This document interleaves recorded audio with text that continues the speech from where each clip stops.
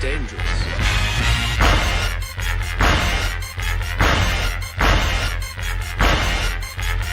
Bad feeling about this. You don't seem to understand something.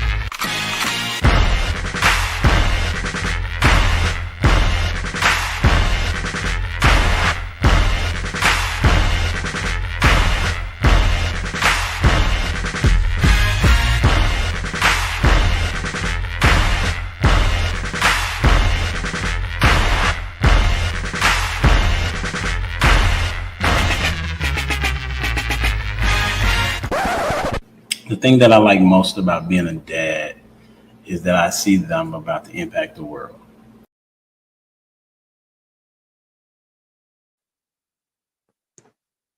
Man, what's up, people? It's your boy Humble Dad back with another edition of Humble Dad Podcast. I didn't know what was going on. It was crazy on the scene. All right, so hopefully everybody can hear me. Everything's good and ready to go. We got a great show for you this evening. Your boy's been out, not feeling too well, but we back, and it's going to be a great show as usual. And today we're going to be talking about things considered. Men want marriage and women want weddings. And so we're going to dive deep into the different ways men and women approach the idea of lifelong commitment. And why do so many men value the marriage? That's my thought, my take, or maybe others, while women seem to focus on the wedding, as some people have said. Are we missing each other in expectations, or are we simply wired differently? In this episode, it's all about bridging the gap, having solution-based conversations, and setting the foundation for a godly union. And so before we get started, we're going to have our get-to-know-you question that's centered around the topic for this evening, and that is, what's one misconception about weddings or marriage that you later learned wasn't true? And we're going to start with Mr. Prototype. What's up, my guy? What's happening, man? Chilling, bro. I don't know, a misconception of a wedding. Or marriage. I know. Oh, okay. So, but a misconception of a marriage is that a wife comes like a wife already. When the truth about it is, you got to build her even after you got her. So, got to build her after you got her. It's only the materials. You still got to form it. Okay, so it's a prototype. Yeah. That's what's up. Okay, cool. I ain't gonna say no, it ain't a prototype either, because the prototype is already formed. Oh, so you said like it's Legos. You just have the materials. Yeah, you just had a box of Legos. Oh, dang. Okay. All right, let's get. All right, that's an interesting start. I knew you was gonna do something like that. Hey, we're gonna welcome to the stage none other than Miseducated Ash in the building. Why you lying to people? Ain't nobody educated. Anyway, I just got to look. I know a lot. I know a lot about a little about a lot. That's it. Okay. That's what's up. The song, as I told you, that popped in my head is "Make It Last." Ooh, ooh, ooh.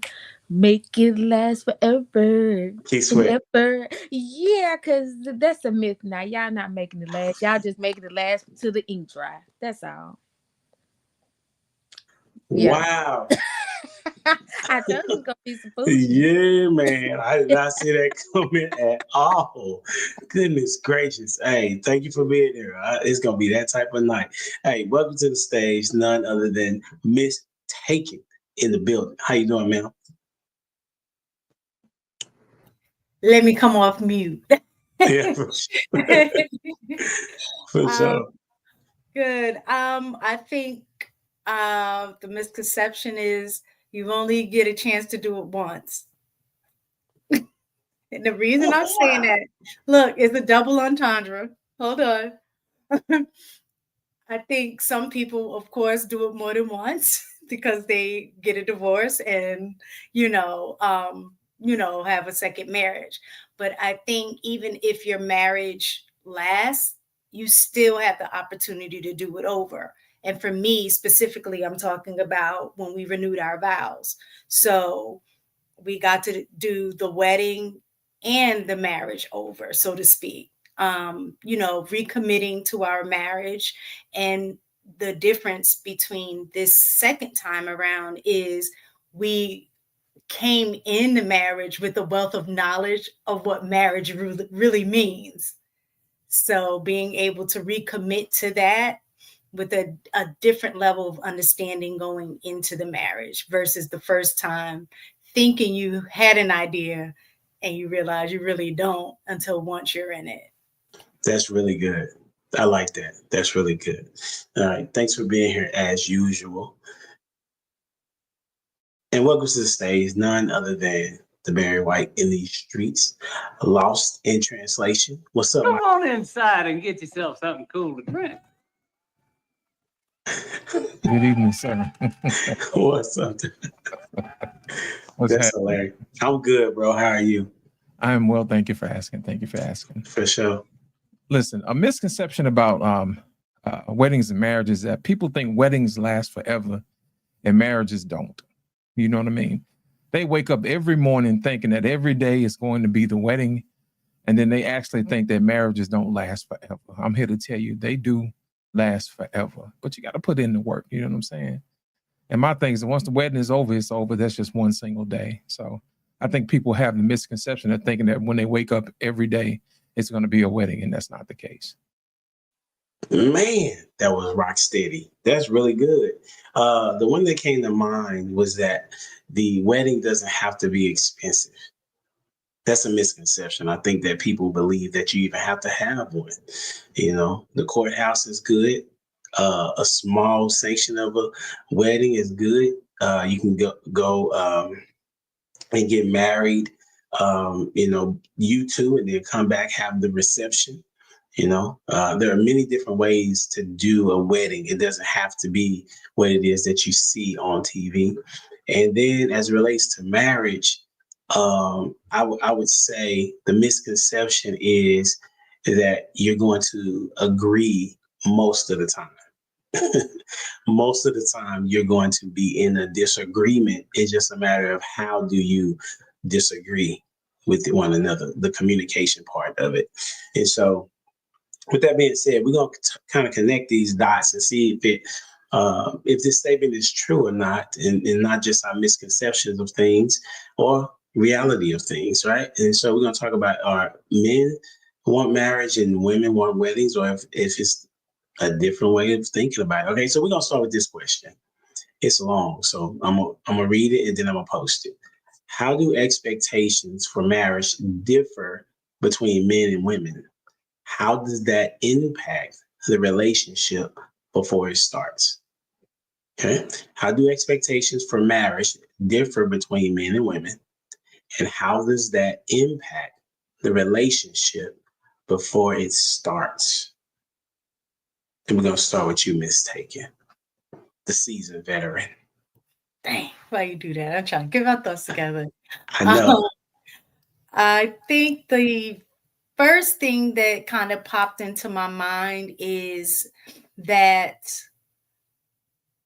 women go into a marriage thinking or expecting that things are going to change, and men go into a marriage not wanting anything to change. So that was kind of the first thing that popped into my head, because I think a lot of times during the dating phase, getting to know each other, that kind of things, women notice, and I'm not going to say the red flag things, I'm just talking about just regular things that they think that they'll be able to deal with in a marriage, or think that they can accept it, but then once they get married, it's like you're just gonna have to change. Like I can't, like those kind of things. So a lot of the changes in expectations that we have once we are married, I think impacts the marriage, because the men are like, man, you wasn't anything like this, or you wasn't saying anything about this before we got married. Now it's an issue. Whereas I agree that should have been shared prior to. But then on the same token, I think in a marriage, a man thinks that or don't want anything to change. And I think change is just a natural progression of life. And men will hold on to the fact that, oh, men are so simple. We don't want much. We just want just, give me some food, some, sex, and I'm good. Whereas that's really not the case, because when you're married, that's not what it's going to take to make a marriage work. So that was the first thing that kind of popped into my mind. That's what's up. I like that. That's a good start. Who you got going next? Go ahead, Ash. She was thinking too hard. She was. How do expectations for marriage differ between men and women? And how does that impact the relationship before it starts? I don't even like the question. I can't even answer that. I haven't been on that side, okay? First of all, it differs because don't nobody talk about what they want. Everybody in with this delusional version of what it should be, and it ain't what it is. Everybody want to be Ken and Barbie forever with the Barbie dream house and the Jeeps and the cars, the boats, and all of the other shenanigans, but not knowing that it requires work, job. And if I see it one more time on the internet, this 100K. If I see it one more time, I'm gonna scream. The impact is the divorce. That's what it is. The divorce. That's the impact. Because you got two strangers thinking the wedding day is going to make them know each other. And they don't even know each other. They just get married in 2 minutes and divorce 5 minutes later because everybody finding out the avatar isn't real. The delusion does not match the reality. Lost in translation. Please bail me out. I got you, Ash. Here's the thing. Expectations shape the whole entire relationship based upon how you were trained. For the most part, women think that every day is going to be exciting. You know what I mean? And for the most part, when you're in a regular marriage, regular days are going to be the regular. You know what I'm saying? And sometimes women get bored and they'll say, well, you don't never take me anywhere. We don't ever do anything. You know what I'm saying? And the killing part about it is they expect every day to be like a date night. You know what I'm saying? They expect that you want to wine and dine and all this other stuff. But for the most part, it's Monday through Friday, going to work, punching that clock, making sure you get the stuff done around the house. And that's about it. And you have vacations and stuff like that every now and then. But I think what happens is when people are doing the normal things of life, people think that's boring. And they think that automatically that's supposed to be roses picked up for you every day and all this other stuff. And that's not necessarily how it is. You know, we reserve that stuff for holidays, anniversaries, that type of thing. But for the most part, I think that's one of the things that women expect excitement every day. When in reality, most marriages are just regular, everyday, ordinary things. You know, you have meatless Mondays, Taco Tuesdays, don't cook on Friday. You know what I'm saying? That type of thing. And I think if you set the correct expectations, I think that actually make marriage last a little longer. You know what I'm saying? So I think that's normally how it is. And sometimes men think that you're supposed to just go to work all the time and don't have absolutely no fun. You know what I mean? Sometimes you got to blow off steam, man, and relax. One of the number one killers of men is stress. And if you don't go on vacation every now and then and release some of that stress, it's going to build up. It's going to hurt you. And that's the main reason why most men don't last that long. You know, they get burned out because they don't relieve themselves of stress. So I think that's one of those things. Men want to work all the time and women want to play all the time. But if you sit up here and you set the expectations where there's a balance, then I think that'll actually help the marriage along the way. Let's go with Prototype next. That was good. I think the expectations is kind of how I stated in the beginning, right? Is people think that, oh, now that you're married, you automatically come with all these different attributes. You know what I'm saying? Not understanding that you got to build these attributes within one another. You know what I'm saying? So women don't necessarily build within men, but men have to build up their women, putting those Lego blocks together, you know, as far as what kind of wife they want, they need. But women need that communication, you know what I'm saying? Men do struggle with communicating things that we think are simple that should be understood amongst another adult. But, you know, I think a misconception is that a woman has the same mentality as a man, a male adult, opposed to it being more like a teenager's mentality. You know what I'm saying? Like as that female functions on a regular basis. So that's kind of how the expectations are, you know, differ.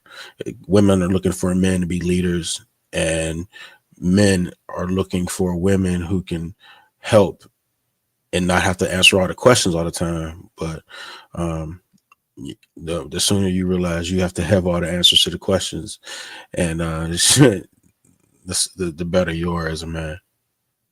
You think men have to know all the answers? Yeah. I mean, you won't never know all, but you got to be willing to, you know what I mean? Like if you're a manager and you're coming up on a new project, you got to set your team up with the most information you can so they can be successful.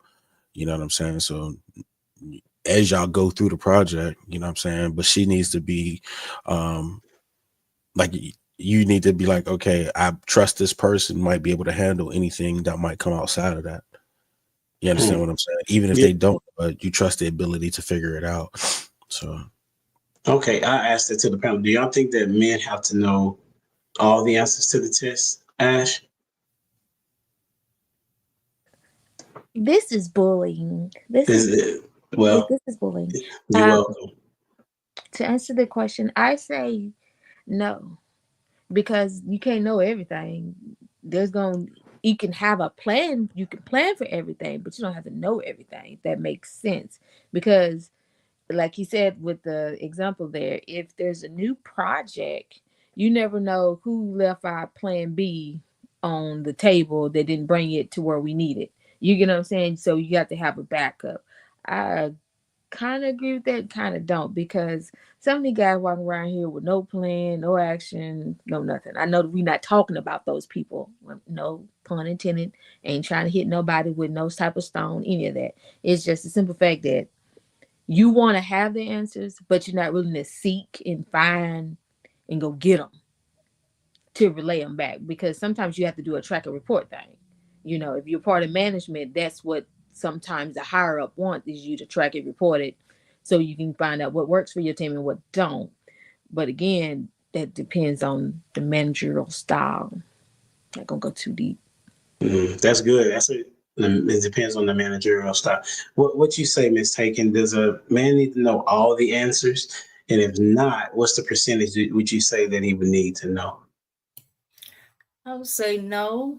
He doesn't need to know all the answers, nor do I expect that he's going to have all the answers. I think I would be more concerned about, actually was talking literally about one of my supervisors today with other coworkers, with one of the things that the person is a very nice person, but one of the things that was consistent about the issues that everybody was having is the level of not just saying, I don't know, but I'll find the answer and get back to you, right?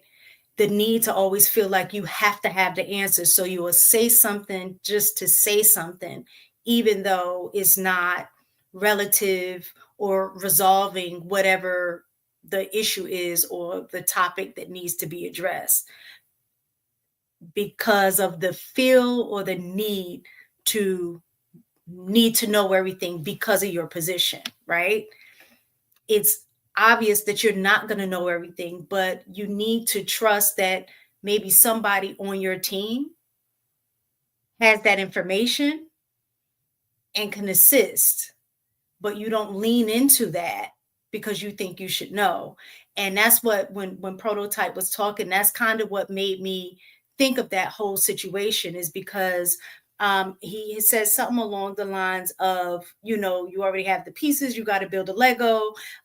Is me that needs to tell her what she needs to do, da da da da. Like, it's the pouring into is only coming from one direction. And I think with a mindset, and I'm not saying this is him specific because I have no idea how he moves in his marriage, but with a mindset in terms of the way that I received what he said, is that it's going to be very difficult for him to grow within a marriage, and even for her to grow, because some of that growth, it sounds like when you have what do they call it? Micromanaging, right? So if you're the one that's doing all of the pouring, all of the telling, all of the molding, how is it that she's truly going to flourish in who she is? I think a good supervisor, husband, wife already see the things that are in her, and they know how to nurture that and know how to cultivate that to help the individual grow into who they are, which would then also end up being a benefit to them anyway, right?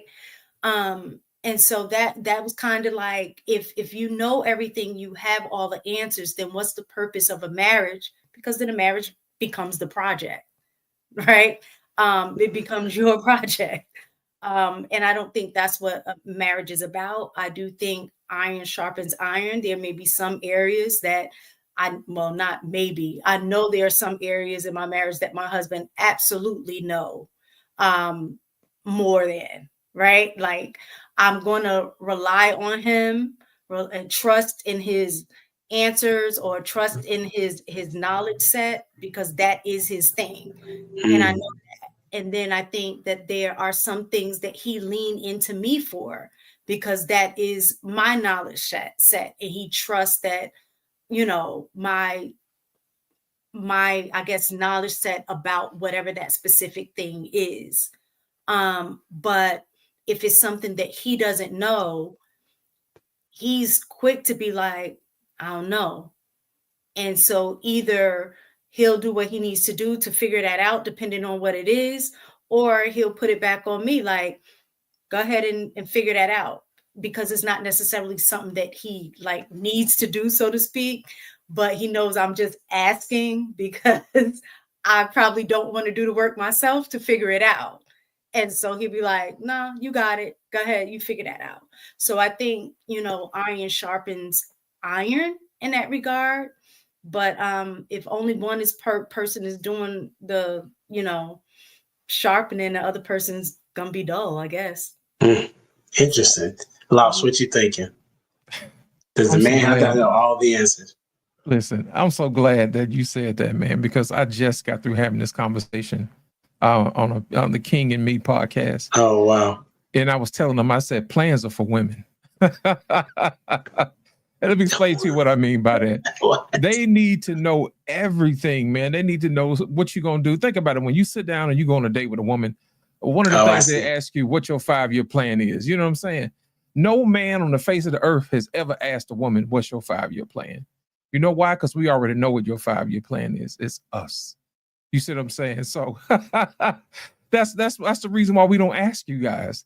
Now, here's the thing. It's important for us to get you on the same page as being a leader and a supervisor or a manager, something like that. You have to get the buy-in. And one of the ways to get the buy-in is ask for input. You know what I'm saying? Because if you tell somebody to do something, you don't give them input, they're not going to willingly do it. The Lord says that the Lord loves a cheerful giver. And you'll get the most out of somebody if they have input in a particular situation. So that's the main reason why a plan is important, is because you have to make sure you get the buy-in, because it has to seem like it's their idea as well. If it's not, you're going to get pushback. They're going to think you're doing it the wrong way. You don't know what you're talking about. But if you get an agreement, like we talked about the week before, if there's an agreement, then I think the whole situation between the man and the woman and what plans you have and will go smoothly, because you did get the buy-in. Now, most of the time, most guys already do have the answer, but they just want to make sure they give you the opportunity to have your say so. Prototype is on you, bro. I mean, she literally came right back into what I was talking about in the first place. She literally used cultivate. You know what I'm saying? Which is exactly what I was talking about. You have to cultivate your woman to be the woman you need. So yes, so she can help you take off the task that you like, hey, I'm gonna teach you this, so I don't have to worry about that anymore. You know what I'm saying? And then once we start doing new challenges, I'm gonna teach you that. You know what I'm saying? But even still, if you take a woman on a date, you got to know where you're going, how to get there, the valet situation, how to order her food, what she like to eat. You understand what I'm saying? Yes, you get input, like, hey, what you like to eat, or where you normally blah blah blah. Like, and as you're getting to meet somebody, you're taking in input. You know what I'm saying? And as she's telling you stories about her life, oh yeah, when I was growing up, I really loved the cotton candy at this carnival, blah blah blah. And then later on, you're at a date at a carnival with cotton candy. You know what I'm saying? So we're doing the work of learning the situation, so then we could lead you, and then you're like, oh, he was just so easy. He was just so this. It just felt seamless being with this guy. This man been working. You know what I'm saying? It feels seamless to you because this guy's been working to make sure you have this seamless experience. So that's what I mean. Like, you got to know everything, and when you got new challenges, you got to learn them first. Even when I know a new restaurant I want to try, I'll go there first. Make sure the wait staff is cool. I have a good experience. Oh, okay, this is a spot I could bring her. But I just don't randomly take my wife to places that I haven't scoped out yet. Interesting. Say something? Can I? You sure can. You sure can. A tidbit in. You see, the work he talking about. That work he talking about, all that planning and going and investigating work. That's what they don't do no more. That's why marriages is going straight to divorce. Because if you plan and you actually get to know somebody and not the trauma or the toxic part of their life, you can have a better experience. But people love to bond over the trauma. I was cheated on. I was left in the cold without a jacket. I got splashed with the water. Oh, the rain was coming down. No, everybody got a sad story, right? Everybody on this panel can honestly say they done been dumped, cheated on. Something done went wrong, right? Your mama didn't buy you something that you wanted. Everybody done had that type of experience.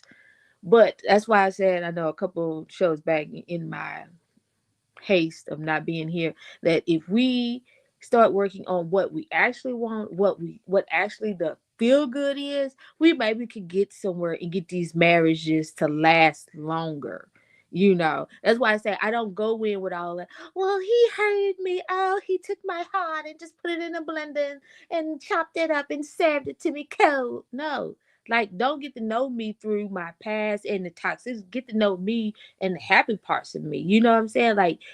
Do things to make me happy. Why would you worry about what hurts unless you're trying to do the same thing? And I think that's where society has made the pain the cycle that everybody needs to be in order to be in an alleged healthy relationship. That's not a healthy relationship if you're going over pain. Why are we reliving pain? You trying to tell me there was nothing good about your childhood? There was not one person that you could lean on or somebody that made you feel special? Stuff like that. Anyway, y'all go ahead and carry on. No, that makes sense, though. A lot of people operate from the position of trauma because they play what they call victimhood. But if they would lean into the productive parts of themselves and what it is that they're aspiring to do and be, then they will have a more productive life, I believe. What I'm hearing is that men perceive that women want them to know everything.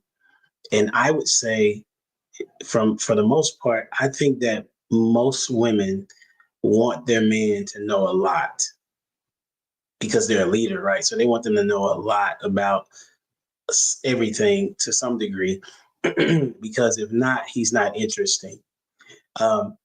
And I liken it to this one episode where the guy gave it, it's on Pop the Balloon. Now, it's not everybody, right? But this is just recalling my memory. There was one guy that said he was a particular profession. The lady popped her balloon because she said she didn't think that she thought that his profession was boring and that they would not have anything to talk about. Well, in a relationship, the benefit of somebody not doing exactly what you do or liking what you do is another opportunity to learn something that you didn't know before and to be able to get into your wheelhouse. You know what I'm saying? I talk about it all the time. I didn't have to cook, but in my first marriage, and now I cook on a regular, and I even enjoy it, and so it's in my bag, if you will, to be able to cook at any time that I want to and not have to go spend money because I'm afraid I'm gonna burn something. You feel me? And so, and then I didn't do hair. I've never done hair, but I'm interested in my wife when she talks about her doing people's hair and makeup and the different textures. So when I'm watching movies, I can see something totally different in the movie than I have ever done before, whether that's makeup or whether that's hair or whether that's how they set the scene, because she's worked on movie stars and things of that nature. So I think you should be, as the word says, especially men, you should study your wife, study your girl, alluding to what Prototype was saying, because once you learn them and you have an understanding of what it is that they like, you can make another experience for them as it relates to what Prototype always say, the food and the fun. You know what I'm saying? So if you're listening well enough, then you'll be able to provide them that experience. That's my take. Now, as we transition, go ahead, Lost. You want to say something? Yeah, I wanted to go back to what we talked about earlier Sure. about people expecting stuff to be exciting all the time. Yes, In this sir. particular situation, in the popped up balloon situation, she said we wouldn't have anything to talk about because we don't do anything together. I think that was an excuse because she really didn't like him and she didn't want to come off as the bad guy and say, hey, I just don't like you. She used an excuse as saying, hey, we wouldn't have anything in common. Well, here's the thing. That's the whole thing about being with somebody, is discovering what you don't know about that person. It's the unknown. You see what I'm saying? So I don't think people are being honest with themselves when it comes to getting to know people. Instead of saying, hey, I'm not sure I'm attracted to you, or I don't know how I feel about you quite yet. They'll just say we wouldn't have anything in common. And it actually absolves them from the responsibility of even trying. That's really good. That makes sense. Go It ahead. was something that you said that made me laugh, because like how you saying about your wife now is kind of teaching you certain things about hair stuff. Why now when we watch TV, my husband's like, oh, look at her edges. I'm like, you just now finding out what edges are. Now he going around looking at edges and he like, oh, she got a weave. That's a wig or a weave. Like, it's hilarious. Yes, I do that now too. Yeah, absolutely. That's funny. Yes, seeing women's hair differently now than I ever have before is crazy. So yeah, that's just one of the things that I've learned. I really appreciate that. So as we transition, this is kind of connected to what we've already been talking about, and I think it's important that people, when they're dating, that they ask questions. And not just those really flaky questions, like what's your favorite color or things of that nature, but really questions that allow you to think about where you see yourself. Now, lost in translation, he said, well, the 5-year plan of a woman is her man.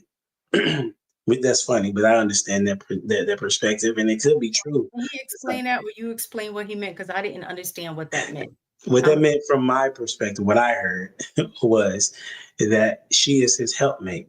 And so she's supposed to be getting on the same page with him and helping him get to the goals that he wants to achieve. In line with that, I believe, this is me, that same guy will definitely help you achieve your goals because you're helping him reach his goals. A quick example would be Steph Curry. Right, Steph Curry made it to the league, and then his wife is alongside him, and she got all the benefits of her being his wife, right? And so much so with other celebrity wives, right? They came alongside him, and then they end up flourishing as a result of that because he poured back into her. And even the people such as us that are not that are not celebs. Such as myself, my wife has benefited from me with her business in the sense of that she didn't have to hire somebody to put up stuff in her salon. I was able to do that, put things together that she needed to put together, or even help her move. Just simple examples of that. And so what I'm going to ask is, what questions should couples be asking each other before they ever talk about wedding plans? What questions should couples be asking each other before they ever talk about wedding plans? We're gonna start with you, Lost. What you got? One of the things I think they should talk about is how do you guys work well together? And do you guys have the same moral background or moral compass? Things as simple as politics can rip a family apart. If you guys ideologically see things differently, then that's going to cause a rip and a rift in your particular marriage or situation. So I think that one of the main things you can do is say, hey, can we work together? Can we work well together? That's the only basis for any type of relationship. You know what I mean? Do you play well with others? As I say early all the time, like kids always say, do you always want your way? Do you only see one person in a relationship? You know what I mean? Do you see yourself only wanting to get something out of a relationship versus giving to the relationship? Those are some of the small things I think couples really should hone in on, because building from there is the foundation for everything else. You have, like we talked about earlier, you got to get the buy-in and you have to get the agreement, or else it's not going to work. That's what's up. Who you got next? I'm going to go with Miss Taken. Okay. She ain't have enough information, bro. She wants that's why I gave it to her. Listen, we home to you, Miss Taken. You gonna be first. Look, I'm writing. You gonna be first or second? One of the things that came to my mind is because I think I was thinking about early on, like when my husband and I were like dating and stuff. One of the things that I think I would ask now, like in knowing, going through life, like, how do you handle conflict? That would definitely be a question. Another one is, what are your expectations for your partner or wife? And the reason I asked that is that I came to a realization not too long ago, because being in these spaces make you reflect about a lot of things. And that I remember never having a conversation with my husband. Neither one of us ever had a conversation about expectations of roles and responsibilities in a relationship or marriage. I took on a role what I was taught, not necessarily what I wanted for myself or needed. He took on the same expectation for me. And I never really had developed an expectation for him in terms of what I needed. And so as a result of that, I went into the relationship with a clear understanding of what I'm supposed to do or should do, even though that wasn't necessarily what I needed or wanted to do. And then as we progressed within our relationship, then the resentment set in on my end, because I was taking on something that I wasn't necessarily ready for or want. I wouldn't even say necessarily ready. I took on way too much without the expectation of how I needed him to help, because that's what I saw growing up, is that the women just did everything. And not to say that the men didn't do anything, but it was just like the child rearing, going to work, still cooking, cleaning, da-da-da-da. So when I walked into that situation, in my mind, I'm like, that's what I'm supposed to be doing. So I was working full time, going to school full time, trying to be the wife, making sure dinner was cooked all the time. My son bathed, like I was doing everything. And then the resentment set in, and I didn't necessarily was clear on what it is that I needed. Because to be honest, I think the other thing that women are taught indirectly, I can't say about now, but are taught indirectly, is that everybody else's needs come first, right? So the kids come first, the husband comes first, you got to work. So that takes priority too, because you need to help, cover bills. And so you're on the back burner and feeling like your needs are never met. And then it's kind of like what Lost in Translation says, the holiday comes around, Mother's Day, that's your day. Your birthday, that's your day. Christmas, that's your day. So it's like 3 days out of 365. It's like you don't feel like you're appreciated, right? But I realized that I had to take ownership and responsibility for me not communicating that as I should, and even if I didn't have all of the answers or knew exactly what I was feeling, to express like, I'm feeling overwhelmed. I'm feeling like I, took on this, because the other end of that was the more I did it, the more it became his expectation. And then that set in that cycle of more resentment. So I'm doing those like underhand, like slamming the dishes, like, you should know I'm mad, like kind of thing. But I definitely think that after me getting to a space, and again, I think age and stage of life helps a lot, that I was able to go to him and both of us renegotiate the unspoken terms of our relationship. And to my surprise and desire is he stepped it up and did, what I needed, which made his life and my life a lot easier, because now I'm not angry, slamming dishes, being mad. You wasn't, I ain't in a mood, like that kind of thing. So that's what I would say. That's dope. That transparency is dope. That's very much needed from both parties for sure. Who you got going next? I had a follow-up question for her. Okay. No, absolutely. Please do. Yeah. Ms. Taken, earlier you said that you saw women growing up doing everything, right?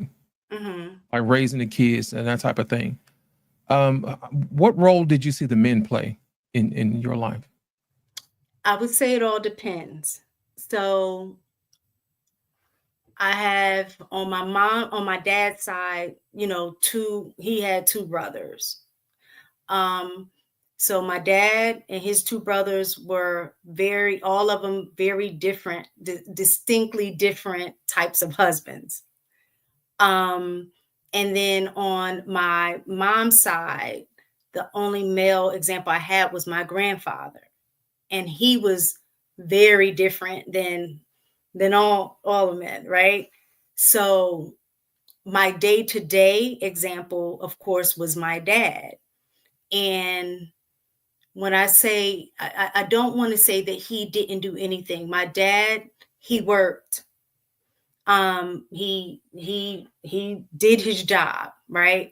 But he prioritized himself and everything else. So I don't recall him seeing how he put my mom first. I'm gonna be completely transparent. He didn't. He prioritized his needs, and was clear about what he wanted her role to be, which was to do everything while he had the freedom to still live his life and do the things that he wanted, and then show up when he was actually needed. Like if there was a doctor's appointment, because he had the flexibility of his job, he, was able to stop by the school when I fell down the steps and thought I broke my ankle, at school. He did show up, like when we went off to college, and if we needed to be picked up from like the bus station or something like that, he did those things. But day-to-day grind, he was not involved. She was really, and she said this self, she felt like a single parent within a marriage. Yeah, the reason why I asked that was because I kind of wanted to know if your father's relationship shaped your expectations for your husband, where you felt like you couldn't come to him because of what you've seen, because of what you were expecting. So now that you had an opportunity to communicate your needs with your husband, and he's demonstrated to you that, yes, I'm a team player, just let me know what you need and I'll get in there. It actually helps your expectations of what a role of a husband should be. Does that make sense? Well, yeah, I had a great example of a role in my grandfather. Right. But I guess like my mom, I remember she said that, and my mom was very naive. Like they grew up in the hills of West Virginia. And he was a pastor, and she was my dad was the only person she's ever been with, things like that. So that level of expectation that she had, she automatically assumed that a husband would be like her dad. They were raised in a church and only, kind of commingled with men in the church. And so if he's saved and he was raised in the church, then obviously he knows God the way that my dad does. And so she says she remember prior to them getting married, I can't remember what she said he did, but she said her response to that in her mind was, I can't wait till I get married so things would be different. Because she thought that once she got married, he was going to be like how her dad was. Exactly. Yeah, that's interesting that you say that, and I like that you brought that up, Lost in Translation, because that comes back to I think what Prototype said a while ago when he said, "I don't want my sons dating anybody that did not come from a 2-parent household." Do you remember saying this, Prototype? So talk to me about why did you say that, and is it any connection to what Miss Taken is saying? I say that to reduce the trauma. Getting a woman to reduce the trauma, the trauma effects of growing up in a single parent household, being promiscuous and all types of stuff like that, right? I think it gives the best possible chance for someone to be as moldable as possible, to have the cleanest Legos, not broken pieces of Legos, you know what I'm saying? Because there's only so much you could do with a broken Lego, you know what I'm saying? So to make sure that the bucket is whole in at least the pieces you're getting, that's why I make the statement of that. What's the initial question though? The initial question is that what questions should couples be asking each other before they ever talk about wedding plans? Right. So it's one of those things of how many questions when you go to a basketball court do you ask when you're picking up a teammate? Man, you want to run next? Yeah. That's it. Right. And Yeah. then y'all start playing. Right. And as y'all play the game, then y'all start learning how each other plays. You know what I'm saying? And then that can stimulate more conversation after that. But as far as checking off boxes of what I should be asking, man, like you ever see kids make friends on the playground? They walk up to each other. You want to play tag? Sure. Gone. You know what I'm saying? So, and it's only after that, after they start playing and understanding, like, oh, you're not fair. Oh, well, and seeing if you're irrational in those interactions, and then you make the decision like he was cool to play with or they wasn't cool. I don't want to play with that person no more. They don't know how to play fair. They don't know how to be this way. You know what I'm saying? They always want things to go their way. They always trying to take the ball and go this way. I don't want to play with them. They're not cool. You understand what I'm saying? So as far as what you should be asking, and then eventually after y'all play enough games, hey, man, we be playing over at this park over here. Let's run over there. You understand what I'm saying? That's the relationship transition. You start taking them in other places and seeing them in different environments. You know what I'm saying? So it's kind of like how you take a coworker from work, you know what I'm saying? And that ends up being somebody that you hang out with. And then that ends up being somebody you bring around your family. And that ends up being somebody that y'all might be roommates at a whole nother situation. Like, you know what I'm saying? So you just start, hanging out and figuring things out on the way. You know what I'm saying? So it's not like, oh, what question should I ask? But you just, hey, you want to go hoop? Bet, let's go hoop. And then see how things progress. Go ahead, Miss Sankey. I think honestly, that's part of the problem that we have is we fall into the relationship and figuring it out as we go along, and not saying that part doesn't naturally happen, because of course you're not going to be able to know the person in like one date and then ask all of these questions, be like, oh, I know who that is. But especially from a man's perspective, if you're the leader, or he gave the analogy about basketball, right? Somebody being like who you're choosing to be on your team. If you are the coach of that team, you should know what players you're looking for. So there's going to be certain skill sets, or if you're a boss, you know what job you're trying to fill in terms of the position. So there's going to be certain questions. There's going to be certain things that you should be looking for, because you're just not going to have anybody on the team and then figuring it out. You're just not going to hire somebody and let them do on the job training without having some kind of idea of what it is you're looking for. I do like what he said, though, because you're not going to know everything. And there has to be a level one of chemistry. There has to be something that's going to keep you there to learn the person. But I do think that there should be a character standard or something that when you're meeting the person and you're having conversation, that those conversations are leading you to get to know if this is a potential player for the team. You want to know something funny about your job reference? You ever apply for a job that said this person needs a degree, this many years of experience, blah, blah, blah, XYZ, and then you have it, you fit that bill, right? And you go to the interview and you get the job. And then once you start like working with your coworkers, you found out you're the smartest person there. You understand what I'm saying? Like you're smarter than your manager. You know what I'm saying? You be like, hold on, man, that's kind of whack. But I use the pickup game because it's kind of like loose. You know what I'm saying? It's not serious. Like if y'all went out, y'all had a good day that day. You know what I'm saying? But it's a long progress. It's a long process of meeting somebody at the hoop court, and then y'all have one pickup game. Maybe I go for a run. Then you go back to the hoop court, and now you like, hey, you want to run again? You understand what I'm saying? It's a repetitive thing where you're building. You know what I'm saying? Before you even get to the point of, can you come to my house?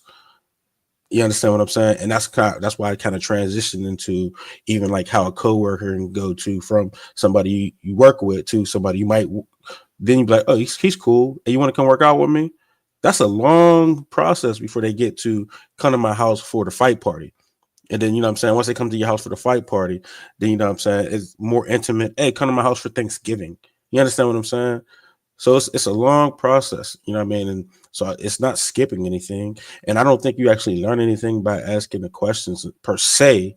It's more about seeing the character, right? The only time you're going to see that integrity come out is in these situations. You know what I'm saying? I'm not saying you've purposely put people in situations, but in these situations where you're taking them to different environments, you're testing to see their temperament in those different environments. And now you're sitting back and watching them learn when things get uncomfortable. Like if y'all go out to hang out at a bar, a fight breaks out, what they do?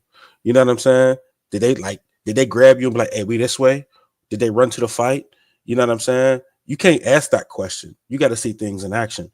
You know what I'm saying? And that's how we make our decisions as men, is seeing things in action. Like, oh no, they good. They just, you know, when we was in this situation, they stuck out like this. Or when they seen something wrong, they spoke up. Or I seen somebody drop their wallet while we was going to the baseball game.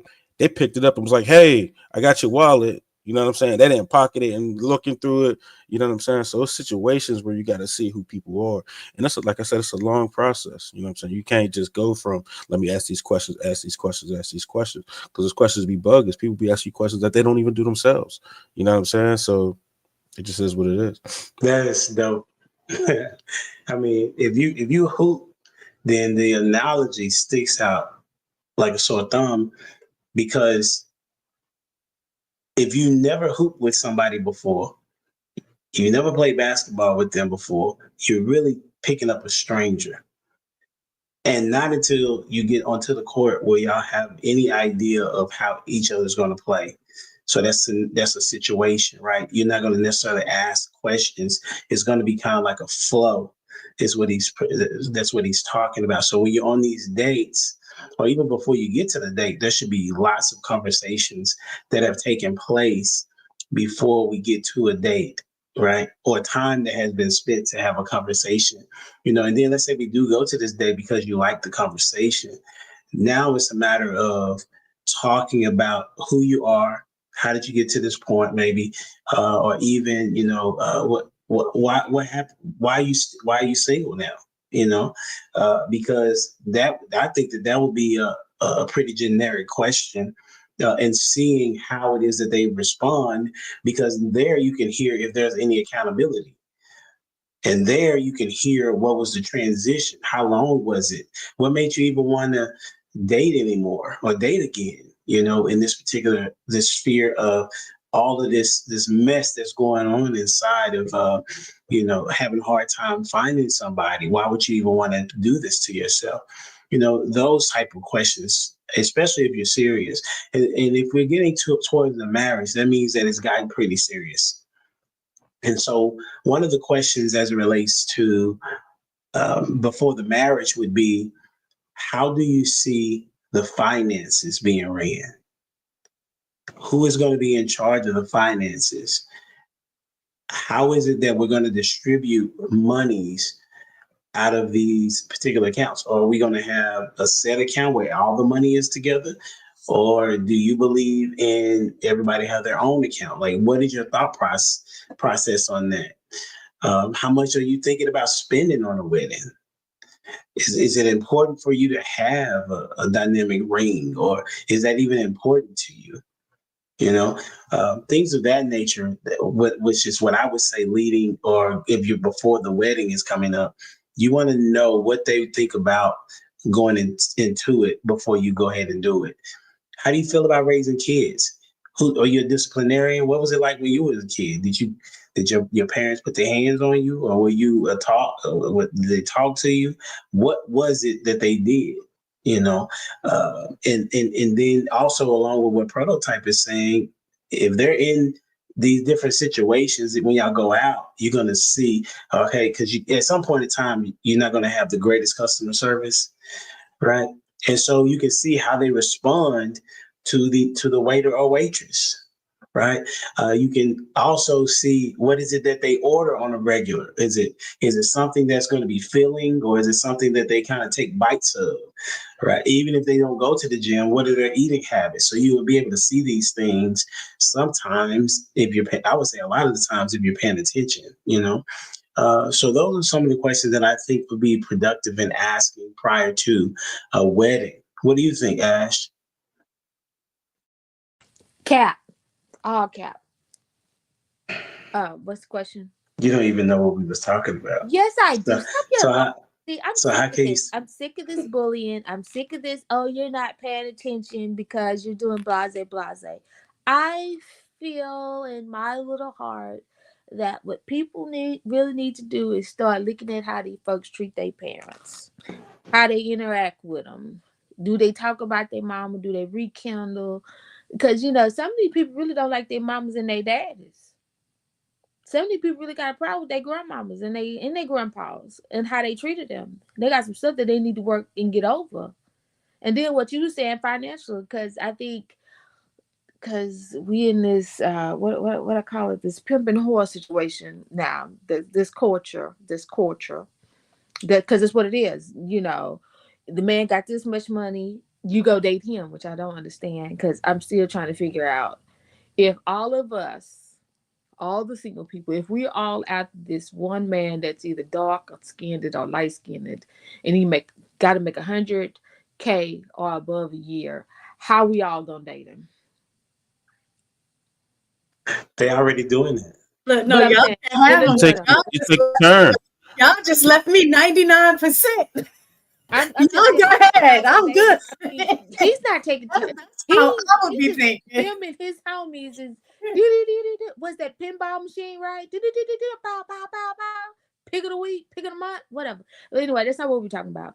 I'm just saying how what needs to happen is everybody needs to have a sit-down conversation with themselves, actually, to see what they're actually looking for and what they're willing to do. That's why I said when somebody buy me something, I think about what went into it. Did you put a thought into it, or is this one of them hush gifts, or just one of them shut you up?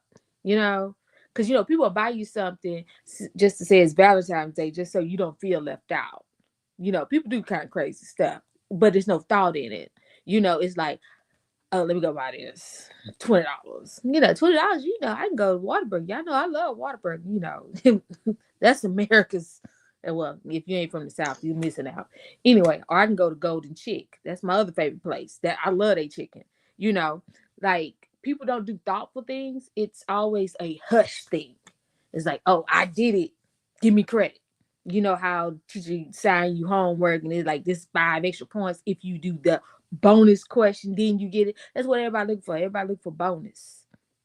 You're not really do the actual work for it, the actual research. You just want the bonus to put you over the top so you can pass, so you can stay in the win.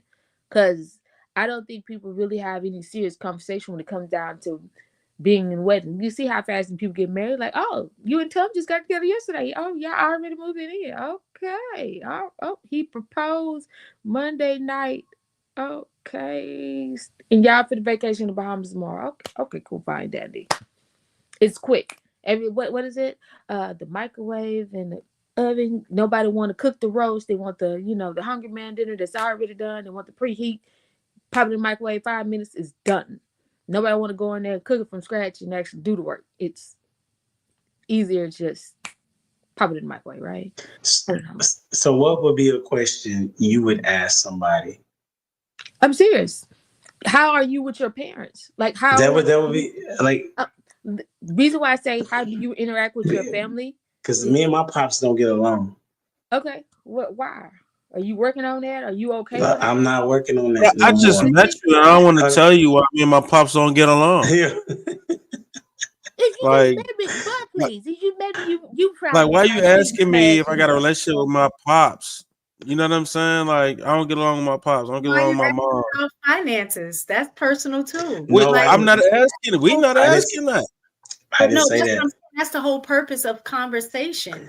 Some people are going to find things very personal to talk about, depending on how much conversation y'all have already had. Because I know if I met somebody on the first date and they start like, even though my credit is good, if you came out asking me, so what's your credit? That's a legit question. I'm not saying it's not a legit question. Or the first date. Timing means everything. Don't ask me that on the first date. I don't know you like that. I'm trying to get to know you. So I can't reveal everything about me because I don't know if you are that dude. Miss Thank you. With all due respect, your credit score should be like that's a really good question. That says a lot about a person. That is not a good question. That's a good question. What's your credit score? Right. You can say, is it in the 6s? The fact that I don't know you is I'm gonna tell you why. I'm gonna tell you why. But I'm saying as a woman or vice versa, if a woman was asking you as a man, you're gonna have a preconceived notion as to why she asking that. For me as a woman, I would be too. Like, why he trying to get in my pockets? Why he trying to know what's what? How can I get in your pockets if I know your credit score? But because you're clocking how I am with my money. Yes. That's important to know. That's what I'm trying to tell you. I'm not on the first date. Why not? Not because it's none of your business. Why not? We just hooping. We just hooping. Know each other, and now. But if we're trying to date seriously, that's a solid question. Even if it's serious, it's still to me. Okay, so what was a question then? What was a first date question for you that you were saying that was cool, Miss Taken? Actually, this is me. I think I would be more comfortable talking about my experience in previous relationship before you telling something like my credit score or my How money. Is that different? How is that different? They both tell you about the past. They literally they both tell you about your past decision making. I agree, but again, like I said, I just think certain things are very different. Usually, like when you are going on, let's say I'm saying like a interview or whatever, the first time you meet somebody. So when you are, and I'm not even a girlfriend, a friend, right? Y'all are co-workers. Yeah. So y'all share the same space, y'all been around each other. You're not sharing certain things about your personal life with them until you've had enough experience with them to see if there's a level of trust that I may share some other things. And that's what I'm saying. The same thing with dating a person. To reveal certain things, it would be stupid for me to do so because I don't know what your intentions are as a man to use what I'm telling you against me. But how would that be different? How would that be different if we go with your particular statement? That would mean that I could do the same thing from you telling me about your past relationships. Like, I can just capitalize on what you say moving forward. Whereas with a credit score, I can automatically have an idea of what you think about money. And there's no way for me, like, for example, if somebody has an 800 credit score, that doesn't mean they have money. That doesn't mean they have wealth. I ask the question. Because right. I'm explaining to you why. Because if you're talking about marriage, part of marriage, one of the reasons why marriages don't do well is because of finances and how people look at finances. That is like in the top 3, right? So if it's in the top 3, why would it not be pretty much a designated and a standard question? One question? Because one of the questions, yes, because it literally tells a person it tells you a lot about a person's decision making. Okay. Without them having to ask all these generic questions about your past. We just talked about that a few moments ago. Because a person that has a low credit score is able to say, okay, this is why it is a low credit score. That is a conversation to be able to be had. And this is what I did to improve it. XYZ. That's a conversation you have with somebody you are friends close with. That's not a first date question. You're only asking that question to eliminate the person. You're not asking that question to get to know the person. There's plenty of other questions you could ask to understand somebody's decision making. That's not. Give me one. I got. Where you from? That don't mean nothing. That don't tell you nothing. I stay from New York. How did you grow up? Come to your mind. You know what I'm saying? Like there's a lot of how did you get here? Like, what made you move to this city? Like, you know what I'm saying? How is that? What are the like asking somebody's credit score? Like, I feel that like you hustling. I feel like you hustling. Okay, let me ask y'all a question. How can anybody benefit from knowing somebody had a 620 score? I feel like you have a hustler's mind, because now I'm thinking, and I know plenty of dudes, right? Like, that will meet a chick and like, yeah, what's your credit score? And then right after the date, they're like, hey, Kev, man, I just met this joint. She got like an 800 credit score or whatever, man. I can get her to co-sign on this truck I want. How? Why would she do that? Because he's about to manipulate her and smack and give her all the thing, and now got her in love, and now she's like, without knowing anything. Listen, most people don't even ask that question about credit score, and they still manipulate, if that's the word you want to use, because I don't believe in it. It still is able to get things from. You don't believe in manipulating? No. You have boundaries, and you decide if you want them to be stepped across or not. That's not manipulation. That's you not doing what you wanted to. That's you not staying true to your boundaries. It don't really got nothing to do with boundaries, because different things play a part. Here we transition. Like, no. No. Is getting somebody to do something. Like, we talking about manipulation. Do you know the word? Yes. So manipulating, right? So here's an easy way to be manipulated, right? Let's say you grew up and family is your core thing. Like, oh, I love my family. We here to support each other, blah, blah, blah, right? That family member then comes to you and be like, hey, man, I'm in a bind. Can you help me? Can you help bail me out of jail? Based off of the principles that you were raised in, making sure that we're all taken care of, that we all got each other's back. This cousin, brother, whatever, might have slipped up and had a drug addiction at this point, or for some reason he bailed out of jail, right? So now they manipulated you because they know you have this core value. People get manipulated all the time based off of, yes. No, no, People- you're just no. being ignorant. People- Then. listen, this is the definition. It says involves controlling or influencing someone or something to one's own advantage, often unfairly or dishonestly, right?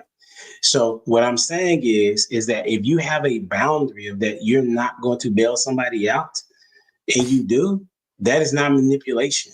You don't know that everybody don't automatically have a boundary not to bail somebody out because Okay, you might or not if have, you you, don't, so you if you might don't have have never dealt with boundaries, you might have never dealt with having to bail somebody out. Like let's say you're from a certain suburban area, you don't have friends that go to jail, it's not a part of your livelihood or whatever. That's not a part of what you deal with every day. You don't know to make that a boundary until it happens to you. I understand that. I understand that. So you've been manipulated. But you no. Learn to draw boundaries based on experience, right? So Right. that's where I think manipulation, like that's how kids are manipulated. They have a lack of Well, that's kids. I'm not talking about No, kids. adults as well. I just told you, like even with my mom, That's she a had- victim mentality for No, somebody that's no. I It's got not a victim manipulated. mentality. If you lack a certain awareness or knowledge of certain things, you're not going to know to have a boundary until you've come into a situation that tells you, okay, I experienced this. I don't want this to happen again. This becomes my boundary, right? So You when live and you learn. right, when you are in a situation like now, I know, for example, we were talking about credit and things like that, that my awareness of credit, I passed that down to my daughter, like, you need to make this a boundary. Don't ever put anybody, don't co-sign nothing, don't do da-da-da-da, because it can affect you, right? So in that situation, I was telling her to draw a boundary, but because she had a lack of awareness of what I was talking about, she ended up doing that. And then learn from that and now have a better understanding of what I was trying to tell her. Same thing with my husband, with my son. Certain things that he was trying to teach him from his experience growing up in New York, and like, it's certain things, you got to do this, you got to do that, make sure your head stay on swivel, you got to da-da-da-da. And none of that made any sense to him because he was in an environment where he never had to apply it. When he ended up going back to New York for his senior year, I let him go stay with, his godmother so he could get residence and get that free tuition. So when he went back that first week, he ended up getting decked in the face. And when we found out, like, what happened, like, and then my husband was like, how did a dude even get that close to you to even walk up to you and do that? So we're fussing at him from a perspective of knowing, but my son didn't have a boundary with that or knew how to apply what the boundary was because he was never in an environment that had to use it. But once that happened, he even came back and was like, now I understand everything y'all were talking about, and that will never happen again. So with that same, and I'm gonna get the other two in. So you're saying, you all are saying that people are getting manipulated because of lack of information. I would say yes, or not having a clearly defined boundary. They may have a boundary, but it's not clear exactly. And so if it's not a clear defined boundary, people can manipulate that situation. Okay. So with that thought process, are you saying this is why I don't like the statement that it's manipulation, because people will use it as if they don't have the knowledge of right and wrong. And everybody has the idea and the knowledge of right and wrong, because it comes back to the point of when a woman may have manipulated a man into marrying her, or a man has manipulated a woman into sleeping with him. This is what I'm talking about. That I don't see manipulation. It's a matter of what's right, what's wrong, and you decide not to do it. That's what I'm talking about. Lost, what's your thoughts? If a woman presented herself a certain way and played the game of like, I'm this supportive person, I'm submissive, I'm this, I'm that, right? In order to get married. And based on those things, you marry her, and then the real her comes out after marriage. You don't think that person was manipulated, because part of manipulation is a lie, so to speak. Mhm. So I think in that situation, I think there was red flags that was probably ignored, because people can't hold on to. If you're paying attention, I don't think that a person is going to be able to hold on to who they are not for that long of a time period. What you got, Lost? You know, I'm glad you said that, because we just had this conversation earlier. And the example that I use is that Megan Good married what's this guy, Devon, whatever his name is, the pastor. And you know how people always like to say, you know, you have to use discernment. Well, this guy's a pastor. You know what I'm saying? And he married her for the explicit purpose of marrying her and having kids with her. And 10 years later down the road, she decided her career was better than having a kid, or I'll do it later. And he wanted kids right away. So at that point, they was like, you know what? Yeah, this ain't the deal I signed up for. Yeah, Devin Franklin. That's it. This ain't what I signed up for, and they got divorced. You see what I'm saying? And that's the reason why people can ask all the questions they want. People still gonna lie, man. And I'm with Prototype, man, on the basketball analogy. You don't need a plan. Most guys don't have a plan. Most guys don't walk up to each other, hey, what's our 5-year plan for our relationship or our friendship? You know what I'm saying? They just hang out with each other until they like each other. You know what I'm saying? Next thing you know, they homies. You got guys that you've been friends with for years, man, no matter what. You know, when it comes times to move or weddings and stuff like that, they always gonna be there. You know what I'm saying? That's your homie, because you put that time in. And I think sometimes women use plans as a shortcut to get to the bonding portion. And you can't cheat that, man, asking a whole bunch of questions. But here's my thing. You could set yourself up for success, though, by spending a certain amount of time. And sometimes women like to say stuff like, well, if you ask the right questions and da-da-da-da-da. Like I said earlier, the plans are for women, man. You know, and it's always one of those situations where they're looking to shortcut the getting to know you process. And that's why they always asking the man, what's his 5-year plan? And that's why no guy ever asks a woman, what's her 5-year plan? And I think it's weird to me, because it's one of those situations where people are going to be themselves until they're tested. They're going to tell you who they are until they've been tested. You see what I'm saying? And it's one of those situations we talked about earlier. You know, you're thinking your expectations is that people are always going to be themselves all the time based upon their own expectations. And Devon Franklin's expectations, he really never asked this woman, what did she feel like by having kids? Because in his mind, he was satiating his own desires for her, you know what I'm saying, through his flesh, rather than asking her, hey, look, I know you're having your career, whatever, starting out. When do you think you might, do you even want to have kids? You see what I'm saying? And those are some of the real questions that you have to ask. Because think about it. A lot of people like to say you want to ask some questions, and I don't think that's the truth. Because say, for instance, you go out on a date with a young lady and you ask her, say, hey, look, the first date is on me. What you gonna do about the next one? When can I expect for you to kick in, and pay some of these dates to show me that you're interested? You see what I'm saying? Because a lot of times people get in relationships and it's usually one-sided, or in that particular situation, but that's not romantic. You know what I'm saying? It's like, oh, the man's supposed to be a provider and he's supposed to pay all the bills and da-da-da-da-da-da-da. But if you don't have no skin in the game, how can I trust you?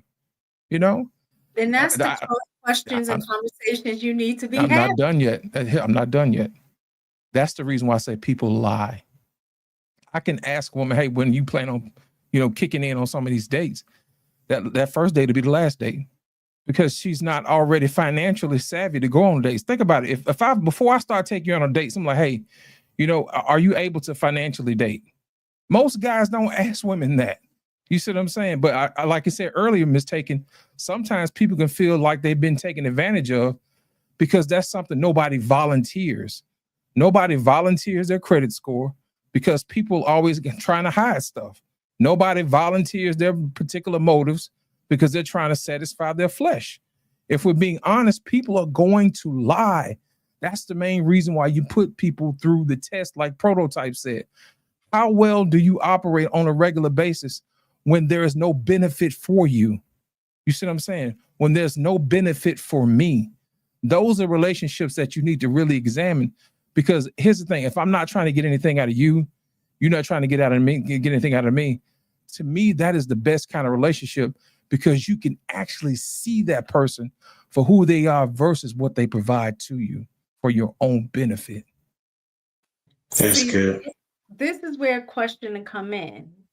And I hear what you're saying, but my thing is like, if I know I'm an individual that would expect a man to be the financial provider and me not have to pay for anything, or at least at the very least, because I'm that's not my personality, at the very least, like go on dates. If we go on a date, I do have the expectation that he's going to pay, right? So by you asking that question lets me know that this isn't the person that I need to engage in any more time with, right? Listen, hold on. In any more time with, right? Because I understand that we're not in alignment on that thing. Now, that does not mean that you have other attributes and things like that that I might be okay with, right? But I think that's where questioning comes in, because it lets you know, do I want to even, like how y'all use the basketball analogy, do I even want to get on the court with this person already knowing that, you know, he doesn't have a jump shot, or he doesn't know how to dribble? I don't even want to get on the court to figure that out. I'm going to just go ahead and choose this dude over here that looks like he might have a better game. You understand what I'm saying? I know, like how you were saying, the honesty part, people are going to lie. But when they're asking the question, right? If the question is never asked, I don't ever lie, right? So I think that is part of the questioning process, is to let me ask these questions to see if I even still want to invest any more time. Well, then what's wrong with my question? Well, actually, if I responded to that question and said, did. Oh, well, can I just respond? Go ahead. If you had asked me that question and we were on a date, I would be like, oh, wow. I was like, you know, I've never had anybody ask me that before on a first date. I don't feel comfortable answering that question now because I think it's really personal. But if we spend more time together, I don't mind sharing that information with you. And that's it. I'm not saying that I'm not going to answer it, but I'm not divulging that kind of information to you on the first day and I don't know you. Okay, but go But ahead. you can eat on the first date not knowing, right? Because I'm just saying it's not a problem on the first date. So I was asking. Keep that money in my own pocket so I can pay my way. So I will always have that as a backup. So if you feel a certain way and that was your response, that's cool. Here's my money for my dinner. I'm good. Correct. You know what I'm saying? Like I said, there will be no second date. Yeah. Ash, both of us. Ash, what you got? You know what? I don't forgot. Y'all give me a headache. I can't focus over here. So it's me asking the question of what's your, like, I didn't do it. I'm just asking, but it's asking the question of what's your credit score, a good or bad question on a first date. Why are you bringing it up? Can we talk about something else on first date? That's a part of it. That's a part of it. That's what you're gonna say. Can we talk about something else? Okay, yes. What would you like to talk about? See, my thing is the first date. Okay, is this the first date of us just going out and being in public together, or this is the first date? We've had conversations, I guess, but this would be the first date of us going in public together. Is the room uncomfortable? Like, is it uncomfortable in there? I mean, are we comfortable like that? Because if we comfortable like that, I'm like, yeah, I'm working on it. I'm trying to get to about 750 by the end of the year because I am low-key trying to work that way. But I'm just saying, I just want to know the contents of this question, what was going on prior to this. Because, like, if it's a first at the gate date, Mhm. That's not your business. You need to calm down, Mr. Red Okay, Flag. so could I ask the question of what was your last relationship like? I can ask that question. Yeah. That's This what you is why I think that there is a weirdness to this, like because you're giving background to who you are when you begin to talk about who the people you dated. It's no different. Your credit score is the same thing. Like, how is it It's that not, it is the exact same thing? No, it's not not. the Those same. How is it? creditors after 7 years does not count. But if I have a kid with someone like I do now, that stays on my dating report forever because I But got which two. one is better to talk about though? I About rather Neither. how you had a baby with somebody and you're not married to them versus I rather the decision, your financial status. this As both a far as decision for me, baby. They go hand in hand. Because when I had that kid, I had to be a little bit more financially responsible. I had to understand how to count and actually add that little 95 cents so I don't go negative. Understand how to come up out the negative before the next paycheck hit. See, that goes hand in hand depending on who you talking to. right, and I think I'm just confused by how it is that there are people saying that it makes sense to tell about your past as it relates to the people that you dated, but not how you spent your money. I Because think the on the first I date, know. I think what it is that what I hear is that people wanting to be able to deflect onto somebody else what the issues were, as opposed to what did you do right or wrong with your financial history. That's I what it can sounds tell you like. about both of those. I messed it all up, babe. I ain't see the difference is when you ask these questions, you gotta Yeah, know who you're talking to. And I think the agreed. problem is that when we ask these questions, like Law said, everybody ain't willing to tell the truth. Y'all know I tell the truth. I don't care about my Yeah. devil. I'm the devil in the mirror. I'm the one that messed it up.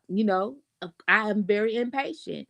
But at the same time, I think the question, like I was asking, is the room comfortable? Are we comfortable with talking like that? Because some people do have a problem with talking about their exes, and maybe they rather talk about their finances because Mm. that they have more control of. Because a lot of these people are not over their exes. Because I know I got yelled at one day, and yeah, they were being very over dramatic over nothing. I just asked a simple question, but some people have not dealt with certain trauma when it comes to certain names, and what they say, it's a trigger.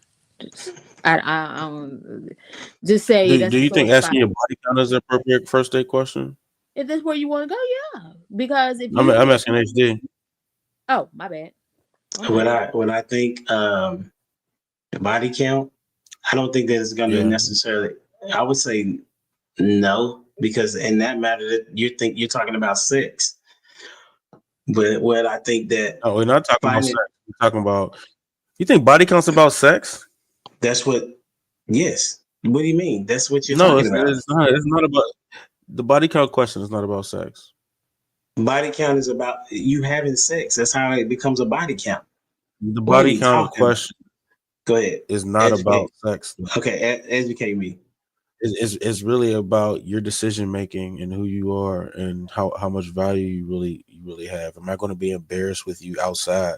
Yeah, like if out here on this date is, you know what I'm saying, am I going to be getting like, oh, I had that too, bro? Like, you know, it's really about how are you going to embarrass me in the world? But it's really not about sex at all. Okay. It's about Well, who you are. About your ego. Okay, got it. It's not even an ego thing for real. You know, nobody wants to be. That's exactly Nobody what wants, like, if I'm a certain caliber of person, you know what I'm saying, don't nobody want to be dealing with, you know what I'm saying, like I don't hang out in the hood, I don't drink certain liquors, you know what I'm saying, I don't drink Mad Dog or anything like that, you know what I'm saying, like there's a certain way I live my life, you know what I'm saying. So if me hanging with you on this date, how, you know, if I should take this to this or that way, who was this woman? You know what I'm saying? Who she been with? I feel like if we're in a dating situation, that's more of a relevant situation than what's your credit score. You can't fix a body count, but you could fix a credit score. but both of them tell you the history and how one thinks, though. But see, I mean, it's a better question though. You can't, one you can fix and the other one you can't. I think it's that doesn't make it a bad question because one you can't fix. Both still tell you at the end of the day how people are, how mature are they with their flesh, and their finances. Okay, it does both. So if the question is, hey, what's your credit score?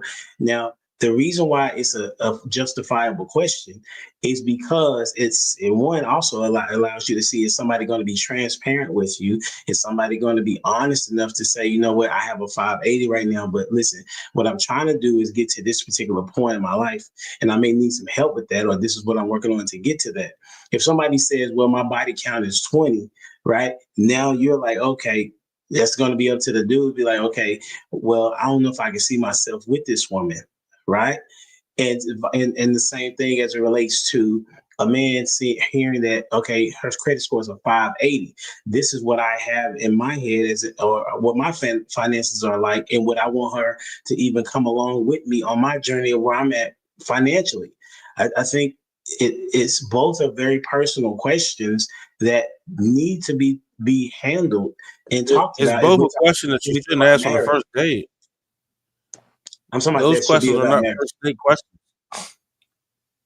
I said one of them is about sex. You said it's not about sex, but a woman will perceive that to be that you're asking her about sex. And if you're talking about sex on the first date, that's what she's going to think about. They're both egregious. No, like I said, how is finances egregious? They're egregious questions. HD, if you don't mind, I'd like to.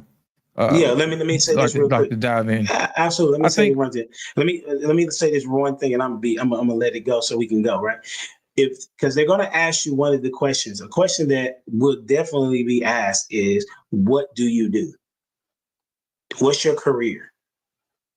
That automatically tells a person what type of money you make. That is also a question that people like to deflect from.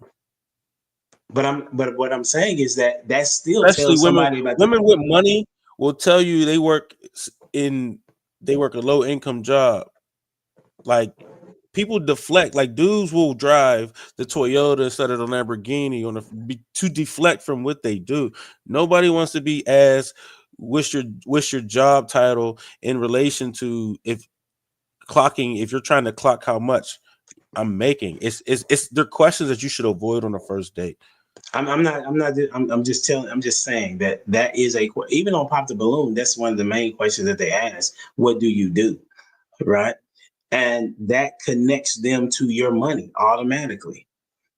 Go ahead, Lost, what you got? I think the line of questioning is not really important. It's the root of what we're actually looking for. In Prototype situation, the reason why he's asking for body count, he wants to know how insecure she is. And for Mistaken to say it's about his ego, it's not. It could also be about his health. You know, if she's a promiscuous person and she likes to sleep around, that's a health issue. But it also leads back to being insecure. If you have somebody who likes to go shopping all the time, who like to buy designer bags and all this other stuff, it speaks to an insecurity in that person that they're not enough. So instead of us asking each other what are our insecurities, we ask insignificant questions like, what's your body count or what's your credit score, instead of actually taking the time out to get to know somebody. It's just like when I said earlier I was telling Mistaken earlier about taking a woman out on a date, and you on the first day and say, hey, look, I'm going to ask you a straight up question. Well, a question I really want to know, is this going to be an expectation where I'm going to be expected to pay for all the dinners or whatever, because you expect that's a demonstration of how a man's supposed to provide? Or are you just using me? Do you even like me like that? You see what I'm saying? You never ask anybody any questions like that. You kind of like play along and then see that type of thing. But if we really ask those questions, I'm going to ask you, hey, how far along are you with your finances? You know what I mean? What are your bills like? Do you have the money that you need to do to date? You know, could you support a family if need be, if something happens to me? You know, those are those real type of questions that you really should ask. But 9 times out of 10, men never ask women what their 5-year plan is, because we're their 5-year plan. But if they're smart, they would ask them, hey, how much money do you make, ma'am? And if something happens to me, could you fit the load? Because women love to say they want a partner until a bill shows up. You see what I'm saying? Until it's their turn to roll a little bit. You know what I'm saying? If something happens to you. So those are some of the questions that we really need to ask. But most times, most people don't ask those real questions because people don't want the real questions. And that's the main reason why I was telling you, people will lie until they figure out exactly who you are, or if they can get what they want to get. I know that doesn't sound good or whatever, but based from what I've seen, that is reality. So until you actually get to really know somebody, to get past the fronts and the mask that people put up in relationships because they don't want to get hurt, and they put up these walls that people call standards, that's the only way we're going to really get down to having real marriages with real relationships that build real families. Man. Well, Ms. Haken, you're going to take us out. You got the last words if you would like them to add to the conversation or the topic at hand, which was for this particular, because it kind of spiraled out, right? Men, men want marriage, women want weddings. All right. It was to answer that. It was two things. I 100% agree with what Lost in Translation said about not asking the heart of the matter question. And that's why I was saying for you, if you're asking me about my credit score, I don't know what you're doing with that. In my mind, I'm thinking there's something else underneath that. But if you had asked a legit question of like, how are you with your finances? I'm more likely to answer that question, even though you're trying to get at the same thing. The perception of the question matters. So if you're if you're asking the superficial question to try to get to the deep answer, you're not going to get it versus just asking what it is that you want to know. Right. And then even too, I also think a lot of times we do try to make judgment calls because I just think as humans, that's what we do. We want to categorize things. We're trying to figure things out. So I get that. But I think what happens a lot of times is, and the reason I'm going to say the body count thing, because this comes up a lot with guys, and I've seen it, and not that I'm trying to change anybody's mind. You move how you going to move. But I also am of the belief that has a lot to do with you need to be what you're asking for, right? And I know everybody sit there and say, because I'm talking about character and truth, I don't think those are gender specific, right? That's just universal. That's just character. So if your expectation is body count matters because it lets me know what it is, how you value yourself. I don't want to be embarrassed, all of those things. I don't think that's gender specific. I think, or like how Lost in Translation said, he worried about his health. As a woman, I should be worried about your body count as well. But in a society like this, it's acceptable, right, for men to go around and have high body counts, even though as a woman, we're susceptible to the same stuff that you're saying you want to avoid. Nobody wants the community D, right? No, I don't want to go around knowing that, dang, you slept with her too. Dang, you slept with her too, right? Or that you got a disease. So that's why I say I don't like that whole body count thing. And I think it has a lot to do with the ego, not necessarily the issue. Because if it had something to do with the issue, then you would be what it is you're seeking. So that's why, and then too, what other guys have pointed out, they was like, and even if you ask the body count, it's not even like they'll give you an honest answer. So I rather look at the character of the person. And that's why I say the age and stage matters.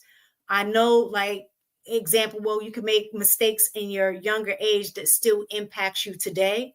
That's absolutely true. If I did something and I ended up going to jail, that's going to impact me for the rest of my life. So I do get that. But I think there are other things that you can say that was a bad judgment call, but I can understand that because he or she was young, right? Didn't have enough life experience.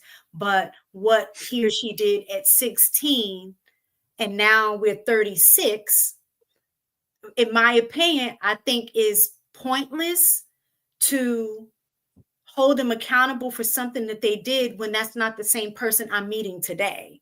And I think that's where we get caught up, especially if we're talking biblically.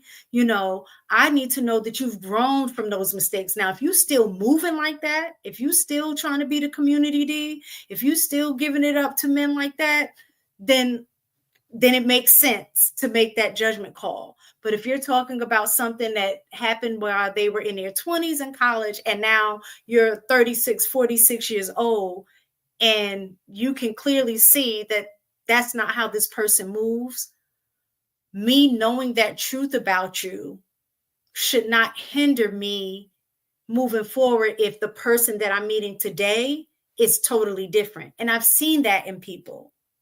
So that was all I was getting at, is that sometimes we ask the questions, we get answers that we don't like. But if they're being honest with you and saying, well, yeah, in my past, I was like, I used to sell drugs, or I used to do and now we're, you know, but I've learned from that. And these are what I've done over the years. I went to counseling. I did where they've done the work to become a better person. Then I think that that's where grace comes in. And I think people lack that.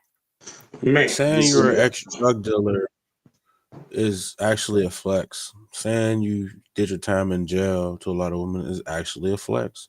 Not to you, mistaken. He's saying to some women. The caliber of women that you're looking for, that matters. You keep talking about this caliber of women like you don't understand the caliber of women. You know what I'm saying? I think you're missing on who the caliber of women are, because the caliber of women you talking about. I used to be a hood chick because I grew up in a hood. So something like that, not that I necessarily thought it was a flex, but it was an expectation, like, oh, who hasn't sold drugs? You know, not really knowing that was something that wasn't a good thing because everybody did it. Oh, but he's not referring to you though, Miss Taker. He's speaking in generalities. Most women want bad boys. That's why they struggle right now, because later in their years, they're wanting a good dude. They're wanting the dude that they wouldn't give time to back in the day. And that is the struggle that a lot of women are having, of why they're hitting the wall so hard, because the dude that they wanted doesn't want them. That's the thing that's going on right now. You had something you wanted to finish up with, Prototype? Yeah, man, and it even comes to the sexual partner thing, man. Like I said before, women want a guy with leadership and experience. A dude without a lot of sexual partners, she automatically think he cannot do what he needs to do in bed and make the and satisfy her. So that's why it's not shunned as a man. I mean, for you to have a high sex body count as a man, because women think experience equals satisfaction. You know what I'm saying? Yeah, experience equals better, right? So if I'm able to sleep with a lot of women, oh, well, because you slept with a lot of women, you must be able to do this to me. You know what I'm saying? Opposed to a dude would take a virgin, right? A girl with no sexual experience, you know what I'm saying, over someone with a lot of sexual experience. And women are the complete opposite. So. And then cheat on her with the woman that has all of the experience that you want, because a virgin is not going to do all of the things that you've experienced with women. If we're talking about a guy that's married, he doesn't like. If we already know, we got to teach her everything anyway. So sex is just another thing I got to teach her how to do. I guess we listen. No, the women we don't want to teach, or the hoes. We don't. That's why if a dude's looking for a quick turnaround, we don't want to teach her. Like, the dude is married and he's cheating. He cheated on his wife. He cheated on the woman that could do more. You're saying? I mean, that was an immoral act, right? But the average dude, and most average dudes are not getting played like that. But if the statement that what we're saying wasn't true, we could look at celebrities not even celebrities, but even men that are of great status. Women want them. That should not be something that's not unseen. Like you know that the jock was the person that got all the women, not the nerd, right? The man that has the most status, the most money, whatever it is, women flock to him, and as a result, he has many, many options to have sex. Not only that, most women like a man that's able to get multiple women, because if she's chosen, she feels a part of that. That's just unfortunate, but that's what it is. It plays into her ego, right? Yes. Yes. If you're able to capture the jock, and you know that the jock is having sex with all of these women, then you're cool with being a part of the team. If that wasn't true, we wouldn't have no Nick Cannons.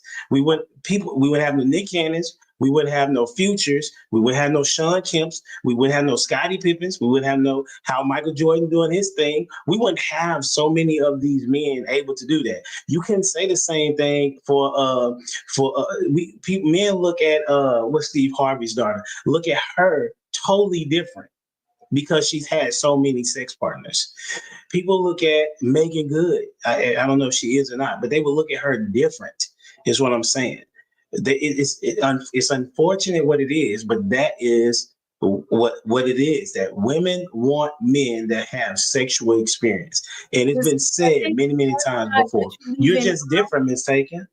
Well, no, I think the caveat that you're leaving out now, Nick Cannon, I think in what's his name, Neo or whatever, like that, you do have some people or women that are cool with that.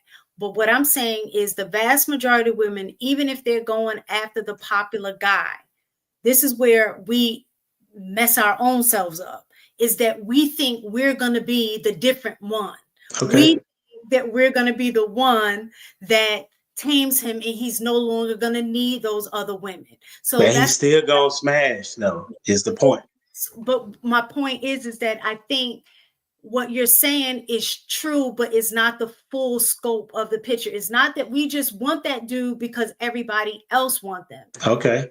It's the fact that we think that if we get with him, we're good enough to change him and he's not going to need to do any of those things anymore because we're going to be the one that he was missing all of this time.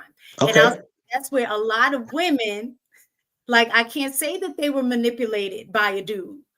We've manipulated ourselves into believing that. That's on us. We have to take ownership, of that part. So it's not just I want him because all of the other women want him. It's something about him that they do find attractive. They don't necessarily want him to be with other women.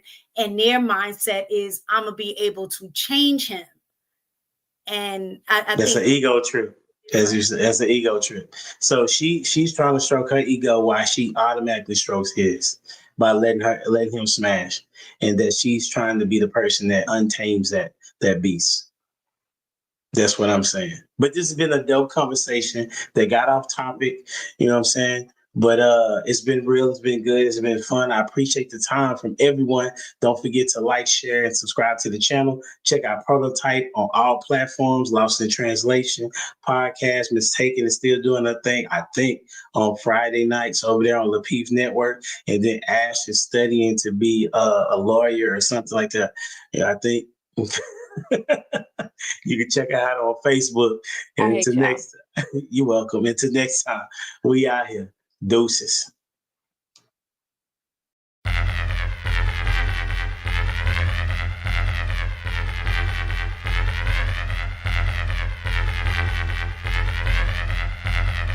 boy is dangerous.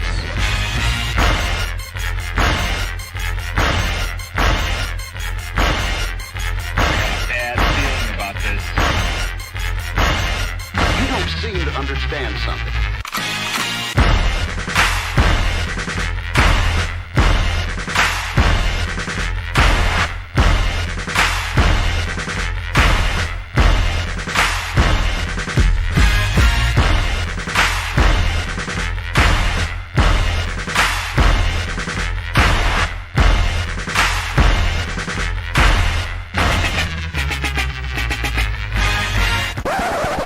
The thing that I like most about being a dad is that I see them about to impact the world.